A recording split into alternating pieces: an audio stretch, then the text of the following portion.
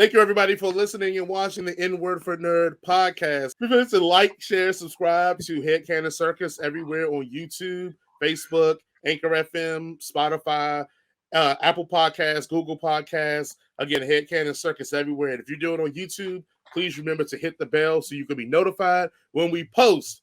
So, well, let's shift gears, go on to the movie we just talked about, pretty much.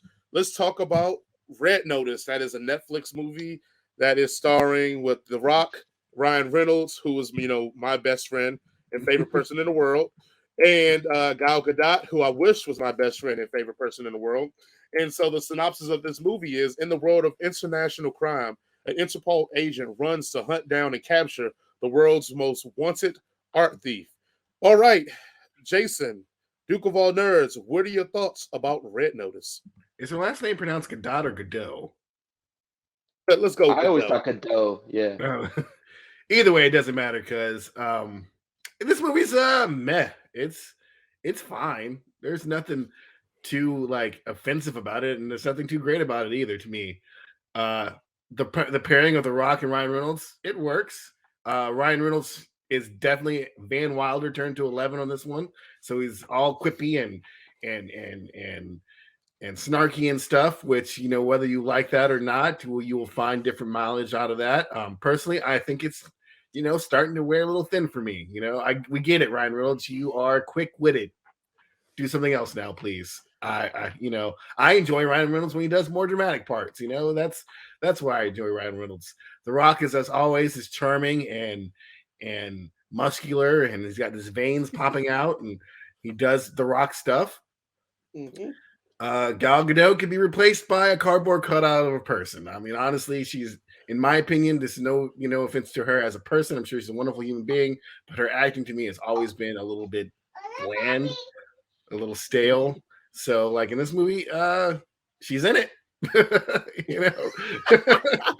She shows up to work every day and does the job, and I hope she gets paid for it. And I hope she gets paid in equally to her male co-stars. But yeah, I told Jason the other day, they could have found somebody off the street and they would have been not affected the quality of this movie whatsoever. So yeah, this movie it's a nice. I think we talked about this a few weeks ago about mid-tier movies. This is not something that's gonna blow your mind. It's not something that's gonna be oh, this is the worst movie ever. It's just right in the middle. It's it's the low hanging fruit, lowest common denominator. It's not going to offend anybody. It's not going to wow you. It's just going to be fun, and that's it. And that's all it needs to be. So yeah, that's my thoughts of it. I'm not going to go into spoil territories, but I do think the twist-ish at the end was kind of fun because there was a situation where a character was doing something, and I was like, if that character was telling the truth, he wouldn't be doing that right now. So. We'll get into more spoiler stuff afterwards, but yeah, that it's there. It exists. It exists. All right, Josh, your thoughts on Red Notice? I agree with everything Jason just said, except that it was not fun. It was so boring and tropey and Gal Gadot. I hate Gal Gadot. I just can't stand her. Yes. I feel like she's a bad person. I just don't like anything about her. Hold on. I want to take a moment to pause, Josh. You are welcome on this show anytime you want to come on. Anytime you want to come on, please continue. Yeah, she doesn't even she's always playing this action role, but she doesn't even look coordinated. She doesn't look like she could. She looks like she'd be good at cardio or something. She could run a long time, but she can't fight or kick. Ryan Reynolds, I'm sick of his thing too, with his breathy sarcasm that he's always doing. It's not really ever funny.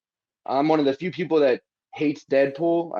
I'm not into him at all. And how is he going to be just conveniently an Egyptologist? His mom was an Egyptologist. He flies a helicopter, and he's the world's best art thief. There's so much. Second best art thief, or third best. Second best, yeah. Everything in this movie had been done a million times, every step of the way. I gotta plug my computer. Yeah, But yeah, those are my thoughts. Okay. Oh man. I was gonna say something. I wish Jaren was here. I really wish Jaren was here for this review because he would have probably died of shock. Is he a Gal Gadot fan? No, he is a Ryan Reynolds stan. He says him and Ryan Reynolds. There's a lot of those. Yeah, there's a lot of those. Yeah. Oh man, I'm so happy Josh is here because I feel like it takes some of my steam now. So, a review of Red Notice. So, noticing the wasted potential made me red because I had to notice the terribleness of this movie. But here's the problem with this movie is that this is one of the things I do enjoy. It's really literally a genre mashup. We get the Pirates of the Caribbean ask like nobody wants to work together, so we're all in this circle of fighting everybody. We get the tropish National Treasure. Hey, we got to go and do this adventure movie, but then we have a heist movie in between all of the adventuring. And so 90% of the time, I'm like, yes, I love genre mashups. This is what I like in movies. I like people that make original ideas and put like old ideas and put them into something to make something new. The problem is they take old ideas, put it into this blender, and it's still old ideas. Like it's like if my kid, if it's like my kid started cooking and they'd be like, yeah, I like chocolate, throw that in there. You know what else I like? Oh, I like milk, throw that in there. But you know what else I like? I like peanut butter, throw that in. And you're like, oh, this sounds like it's gonna be really good. And then they go, you know what I really like? What do you really enjoy? I enjoy cornbread and green beans, and you throw this shit in, you're like, whoa. You had me for a moment, then you went off. I'm not gonna talk about the Ryan Reynolds thing. I've talked about it enough, and I got killed on Free Guy when I was like, I'm over it. I'm done. If I got to hear him, hold on. No, I do want to talk about Ryan Reynolds for one moment on it because I don't want to talk about. We don't want to talk about. Yeah. Because I was gonna let it go, but I gotta let it be known now. You know when your shtick is over when you recycle jokes from other movies into your shtick. His whole my mouth can't even say the words team. That was in Free Guy. You ripped off your own movie and put it in this movie, and it was like nobody would notice. Because I guess people that watch Netflix don't go to the movie theaters either. Who knows? But yeah, so I'm over him. I will disagree with one thing with you all. I thought Gal Gadot was the best thing of this movie. You know why? Because the rest of them suck so badly. We know how I feel about Ryan Reynolds. How do you cast The Rock and you tell The Rock, hey, tone down the charisma? Like, be the straight man, not the straight quippy man, just the straight man. Like, that's I don't true. Even think he was very stale, Yeah, I don't think The Rock even cracked the joke in it until the very end, which we'll talk spoilers why that happens, but they make him play the straight man to the T that almost it was boring. I was like, well, why did you get The Rock for this? You could have got any dude for this. You got some dude that like, what's the dude that plays Crossbone in the Captain America movies? And no, Frank Grillo is a fucking national treasure, all right? No, my point I'm saying is that Frank Grillo's name isn't going to pull people in like The Rock. So you could have cast him and saved a lot more money and put him in this movie, and it would have worked the same. It wouldn't have been any different. It just would have been the same dude. It probably would have been better with Frank Grillo, honestly. Probably so, because he probably would have been like, "No, this sucks." Because Frank Grillo probably would have smacked him upside his head real quick. Like, stop talking, man! Shut the fuck up. So, I do like to also point out the fact that it is a point where Gal Gadot sings Downtown, and she can't sing. She can't sing so well that Ryan Reynolds has to say, "Oh, she has a wonderful voice." No, because she doesn't. Don't lie to us. We heard it. We heard it with our ears. Also, on the corresponding that we had Anna Joy Taylor sing Downtown and The Last Night in Soho, which was really, really great. To hear her sing it, it makes me now hate Last Night in Soho, hearing her sing that song. That's how I feel. That's how bad it was for me. Yeah. I never want to hear Downtown as long as I can live. Just put it out there like that. If this movie was a B or C movie, it would have been way more entertaining. But the fact that you were selling this as your A movie, it just doesn't work for me. All right, talk about that. So, with all that being said, I do disagree with Josh. The movie was kind of fun, and near the end, it kind of picked up steam because they started letting The Rock be The Rock once the reveal was released, and I felt like that worked. And to Jason's point, at one point I'm watching this and go, "Why is he doing this thing when his goal is to do the other thing? Shouldn't he be going after the other thing?" And okay, and that's why I was like, you know what? It has to be a twist here because this makes no sense. But anyway, we'll go there and we go into spoiler territory. But then my last critique of it is that I know how you felt, Jason. You do not want to see a sequel of this. I actually do want to see a sequel of this now. That now we get The Rock being The Rock, And that means Gal Gadot's lines would be even less. And then Ryan Reynolds will probably get smacked up the head because now The Rock can be The Rock now. And not have to be this dude that we don't care about. So I will be here for the sequel if they actually kind of let The Rock be The Rock. Like, he can sell this movie. Probably replace Gal Gadot in the sequel with Lizzie Chaplin or someone else, because that's what they do. That would be awesome. Someone who actually wants to be there. All right, well, we'll jump into spoilers really quickly. So for those that don't know, there we go. Countdown for Jason. 5, 4, 3, 2, 1. We're in spoiler territory. Go ahead, Jason. What's the spoiler that you wanted to speak about?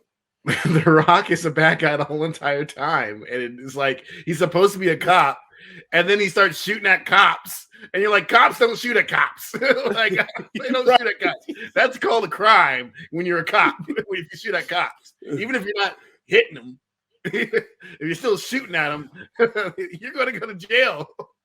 I was like, oh yeah, he's not a cop anymore. Like, there's definitely something going on here.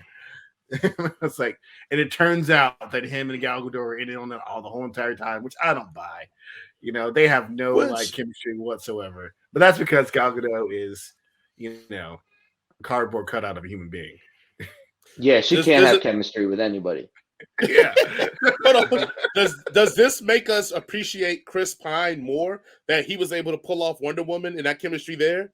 Like, does it make us be like, oh man, Chris Pine must be a really good actor? Because look, you bought into that Chris romance in Wonder Woman. Really good actor. I didn't buy into that romance though. But Chris Pine was good, but she still sucked. She sucked in Wonder Woman. I mean, like, honestly, like that's like, she looks like, I guess if you want to have someone who is not, you know, 100% white person be, you know, Wonder Woman, yeah, she looks the part. But like, for me, she's never been like the Wonder Woman that, you know, I grew up with, the bold, confident sort of like, you know, take charge sort of person. She's always just been kind of like just there. And that's like, the thing was like, when she was cast as Wonder Woman, like, oh, Gal Gadot's gonna be Wonder Woman. I'm like, who is that? And they're like, oh, she was in Fast and Furious. I'm like, and I go through my mind of the people in Fast and Furious, because I've seen every single Fast and Furious movie twice. Right. And I go, I don't know who you're talking about. It's like, oh no, she was love interest with Han. I'm like, Han had a love interest in that movie? She was one of the I'm like, I don't know. And they're like, oh, she was in Fast and Furious? And I go back and I'm like, oh, there she is. She's in a lot of it. Too much. She's like a major character. And I could not recall her for the life of me. Yeah, that's news to me. I didn't even know she was in that. my biggest hurt on this movie was that, okay, I get it, because you have to make a movie. So let me say that first. The things happen in this movie because you have to make a movie. But why didn't they, like, they knew where Homeboy lived. Why didn't they just be like, let him collect all 3, and then we could just grab him at his house and take all 3, and the movie's done. But, okay, I get it. You got to make a movie, so let's not do it the easy way. Then I was like, hold on, why does he keep saying, I need to do this to clear my name, so I got to get her? But you knew she probably went to Egypt, and you was like, nah, I'm following you, though. Like, yeah, I'm following you to freaking Argentina. It just, yeah, that's what I knew. When he went to Argentina, I was like, oh, he must be in on it, because it makes no sense that he's doing this. And the bad guy thing, I mean, whatever, man. That dude, I mean, it just didn't make any sense. Like, okay, let's frame, like, so the con was to get The Rock's character close to Ryan Reynolds' character, so that Ryan Reynolds' character could show him where the last egg was, to then take it from him and present it. So you went through all of that. So what if Ryan Reynolds never trusted him? Then what was your plan at that point? Just to, or the fact that it's completely fucking convoluted that he knew where it was in the first place. He broke his father's watch, who somehow was a Nazi like collector or some shit like that. That's fucking weird. And like, oh, I found a map in my father's watch because he never loved me, and that leads us to the fucking secret Nazis. Which all that shit in that fucking bunker would have probably been worth more than $300 million. Because let's and you're only worried about one thing, and then they're going in there blasting. The cops are shooting in these priceless artifacts and shit that's been hidden for 70 years, and no one's like, wait, we don't need to do all this. All this shit here. Even that fucking car was worth what, $20 million or some shit like that. Yeah. Like, right. Let's just split this shit up and like call it a day. Or the fact that you're going to get $300 million, there's 3 of us. hey, Ryan, here's 100 million, and the two of us get 200 million, and we'll all just suck dick together. I don't fucking know. Yeah, no, it wasn't one. Or my other part too was like, why were they telling the cops where they would be? Like, if the goal was to get Ryan to show you the last egg, like, why tell the cops? Like, why was a cop there at the party? Like, why would you tell them that? Well, like, she followed Bishop, who followed them, even though they never knew where Bishop was. It doesn't make any sense. Well, no, I'm at the party scene. Remember, she hints off the cop. She sends the thing to the cop on email or whatever, breaks it to her computer. Yeah, why would you tell the cop where you're going to commit a crime? Especially when you need the second egg. So, anyway, let's go right on to the ratings. Josh, let's start with you. What do you give this rating for this movie? What are we going out of? Out of 1 to 5, 0 to 5 5 being a classic, and 0 or 1 being the worst. 1. It's like fuck Gal Gadot. I didn't participate in the spoiler talk because I fell asleep like 30 minutes before it was over. It was so boring. You didn't waste your time and got some rest. Good for you, because me and I Jason didn't revisit.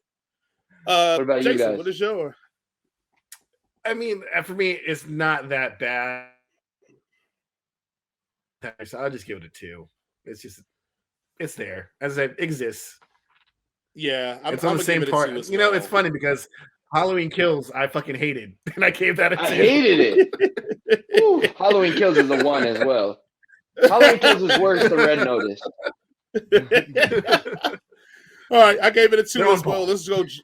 First and foremost, we want to thank Josh for coming through and blessing us and doing the show with us. Again, guys, everybody remember to share, like, and follow us on all of our places on Headcanon Circus, YouTube, Facebook, Spotify, Anchor FM, Apple Podcasts, Google Podcasts. And like we said, we put up clips of the show. So if you want to listen to just one of our reviews, we'll have clips for that. So guys, hopefully you guys enjoyed what we brought to you all. If you did not enjoy what we brought to you all, you can always comment and tell us how terrible we are. And we'll read your comments on there. And we will still clap back, but we'll still read it. We'll still give you the pleasure of reading it. And Jason, Duke of all nerds, any closing words? You know, be kind, be considerate, and always tip your servers and bartenders 20%.